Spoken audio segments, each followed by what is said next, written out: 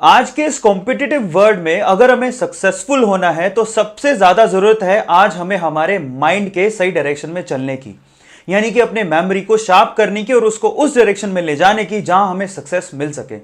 So guys, आज के इस वीडियो में मैं आप लोगों को बताऊंगा कि माइंड को किस तरह से कंट्रोल किया जाए और उसको किस तरह से उस रास्ते पे लगाया जाए जहां हम चाहते हैं, और मेमोरी को शार्प किस तरह से किया जाए। मैं आप लोगों को 5 ऐसी टेक्निक बताऊंगा, 5 ऐसे रास्ते बताऊंगा जिसको फॉलो करके आप अपना ये काम बहुत ही आसान बना सकते हैं, जो कि ज्यादातर स्टूडेंट के लिए डिफिकल्ट होता है। एक्चुअल में मुझे बहुत सारे मैसेजेस, मेल्स मिलते हैं कि सर हम लोग स्टडी करते हैं। बहुत सारे स्टूडेंट ऐसे हैं जो मुझे मैसेज और मेल करते हैं कि सर हम स्टडी टेबल पे बैठते हैं, स्टडी करना चाहते हैं लेकिन फोकस नहीं कर पाते हैं, कॉन्सेंट्रेट नहीं कर पाते हैं। वो क्यों नहीं कर पाते हैं, उसके और करने के तरीके क्या हैं, वो सब मैं आप लोगों को बताऊंगा। और बहुत बहुत ही सिंपल 5 तरीके हैं जिसको अगर आप फॉलो करेंगे तो डेफिनेटली आपके ये जो प्रॉब्लम्स हैं वो दूर हो जाएंगे। सो वीडियो को बहुत ध्यान से देखिएगा। सो चलिएगा इस वीडियो को शुरू करते हैं। सबसे पहला तरीका, लेकिन तरीकों पे जाने से पहले सबसे पहले मैं आपसे यह चीज कहूंगा कि जो चीज आप पाना चाहते हैं जिंदगी में वो आपके लिए उतनी ही जरूरी होनी चाहिए जितनी की जरूरी आपके लिए सांस लेना है। आपके लिए जितना जरूरी ब्रीदिंग करना है, अगर उतना ही जरूरी अगर आपका वो एम भी हुआ, if you want to be a doctor और you want to be an engineer, आपके लिए वो उतना ही जरूरी है जितना कि सांस लेना, तो आपको सक्सेसफुल होने से कोई नहीं रोक सकता। ये सक्सेसफुल होने का सबसे पहला मंत्र है। अब सवाल यह है कि अगर आपके पास इतनी शिद्दत के साथ कोई एम है तो उसको फॉलो करने के लिए आपको अपनी मेंटल और फिजिकल स्ट्रेंथ को बरकरार रखना पड़ेगा। सो आज के इस वीडियो में मेंटल स्ट्रेंथ को कैसे बढ़ाएं उसी के 5 उपाय मैं आप लोगों को बताने वाला हूं। सबसे पहले आपको क्या करना है, सबसे पहले आपको अपने माइंड में आने वाले 10,000 से 12,000 जो पर डे थॉट्स आते हैं उनको रिमूव करना है, अपने दिमाग को खाली करना है। और उसके लिए मैं आपको एक एक्सरसाइज बताता हूं। देखिए हमारे साथ सबसे बड़ी प्रॉब्लम क्या होती है, जब हम पढ़ने बैठते हैं, बुक आपके सामने है, आप फिजिकली वहां प्रेजेंट हो लेकिन मेंटली प्रेजेंट ही नहीं हो। बहुत सारे थॉट जो आपके दिमाग में घूमते रहते हैं वो आपको अड़चन पैदा कर रहे हैं पढ़ने में। तो उसके लिए क्या कीजिए, एक सिंपल रास्ता मैं आप लोगों को बताता हूं, एक सिंपल प्रैक्टिस है। अगर आप वो 7 दिन तक जारी रखते हैं तो आपको अपनी स्टडी में भी फायदा मिलेगा। आप पूरे 24 घंटे में आधा घंटा ऐसा निकालिए जिसमें आपको इन थॉट्स को रिमूव करना है और अपने दिमाग में थॉट्स को आने ही नहीं देना है। ठीक है, मतलब क्या है जरा समझिए। पूरे दिन में सुबह का जो टाइम होता है वो सबसे अच्छा होता है। आप मॉर्निंग वॉक पर निकलिए।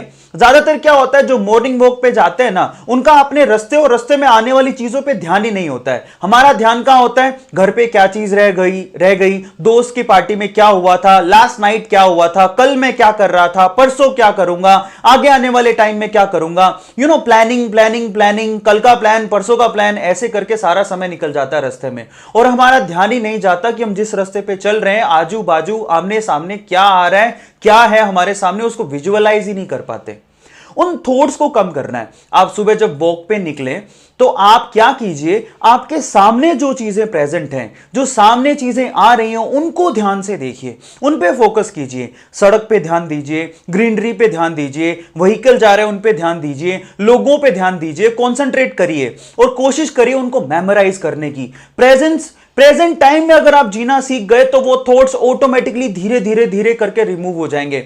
आधा घंटा ऐसा निकालिए अपने पूरे दिन में जिसमें आपको ऐसे थॉट अपने दिमाग में आने ही नहीं देने हैं जो कि अनरियलिस्टिक है, मतलब ऐसे जो कि रियली आपको दिखाई नहीं दे रहे हैं।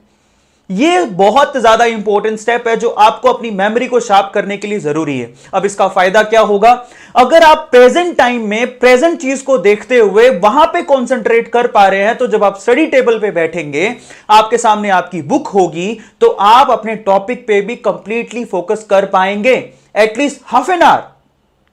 आप जितना प्रैक्टिस करेंगे सुबह आधे घंटे कि मेरे पास, मेरे दिमाग में अनरियलिस्टिक थॉट आए ही नहीं, ऐसे थॉट जो मेरे सामने हैं आए ही नहीं, तो वो जो प्रैक्टिस है आपको आपकी स्टडी टेबल पे भी काम देगी। तो सुबह सुबह जाएं मॉर्निंग वॉक पे, जो एक्स्ट्रा थॉट्स है उनको आने ही नहीं देना है, और आपको क्या करना है, आपके सामने आने वाली हर एक चीज को फोकस करना है। तो ये सबसे पहला प्रैक्टिस काम करना है। दूसरे काम पर चलते हैं।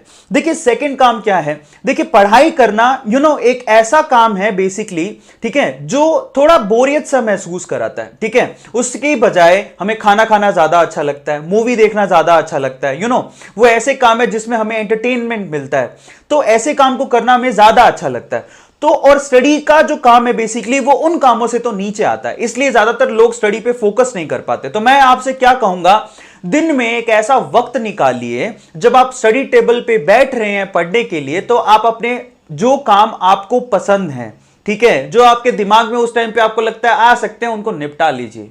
आप स्टडी टेबल पे तब बैठे जब आपके वो सारे शौक पूरे हो जाए। मैं आपसे बहुत ही फ्रीक्वेंटली बात बोल रहा हूं, इसलिए नाइट का जो टाइम होता है स्पेशली 9 to 12, 9 बजे से लेके 12 बजे तक, जिसमें मुझे लगता है कि आपको ना घर से बाहर जाने की जरूरत पड़ती है, ना दोस्तों से मिलने की जरूरत पड़ती है। 9 to 12 का जो टाइम होता है, basically 8 to 12 is very good time. वो 4 घंटे आपको कंप्लीटली आपको फेवर कर सकते हैं, जिसमें मुझे लगता है खाना वाना खा के घूम के 8 से 8:30 बजे तक बैठ के 12 बजे तक आपको पढ़ाई करनी है। उसके लेट नाइट स्टडी करने की आपको जरूरत नहीं है। 12 बजे तक पढ़ के उसके बाद आप आराम से रिवीजन करके सो सकते हैं। उससे पहले तक अपने सारे छोटे मोटे काम निपटा लीजिए जो आपके दिमाग में आ रहे हैं, जैसे कि खाना खाना, सॉन्ग सुनना, दोस्त से मिलना, वो निपटा लीजिए, जिससे वो दिमाग में आए ही नहीं। रिलैक्स होके बैठेंगे तो स्टडी करने में ज्यादा मजा आता है। तो अपने जो ऐसे काम जो आपके दिमाग को डाइवर्ट कर सकते हैं बेसिकली, उनको निपटा लीजिए। दूसरा सबसे इंपॉर्टेंट काम आपको यह करना है। और तीसरा सबसे इंपॉर्टेंट काम क्या करना है, आपको स्टडी स्लैब्स में करनी चाहिए। ये बहुत इंपॉर्टेंट है। कई लोग सोचते हैं ना, हम लोग क्या सोचते हैं ना, बहुत लंबी सोच लेते हैं और वो काम हो नहीं पाता है। मैं आपसे कहता हूं आप इतना ही सोचिए, मुझे आधा घंटा एक बार चेयर पे बैठना है, आधे घंटे के लिए मुझे कंप्लीट फोकस करना है, उससे ज्यादा दिमाग में लाइए ही मत।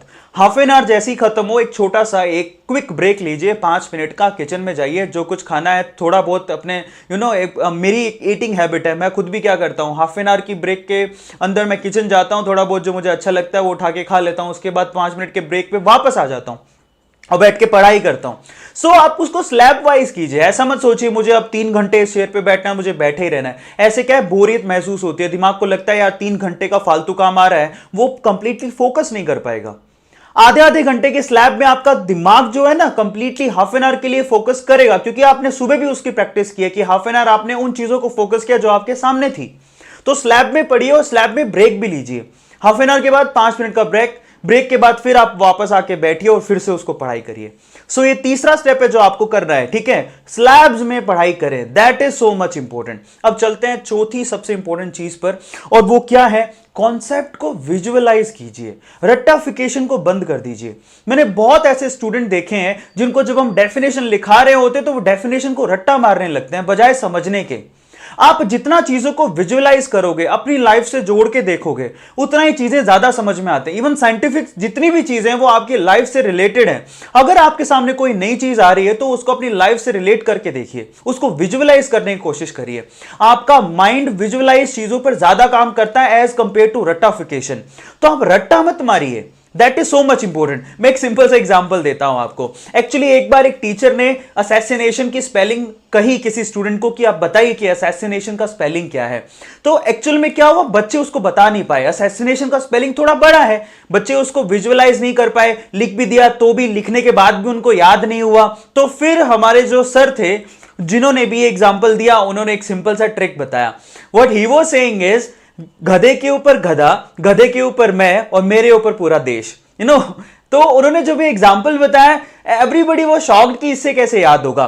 तो एक्चुअल में गधे के ऊपर गधा का मतलब क्या है, that is S plus S then I and then nation. गधे के ऊपर गधा, एस प्लस आई, गधे के ऊपर गधा, गधे के ऊपर मैं, S plus I plus nation, that is assassination.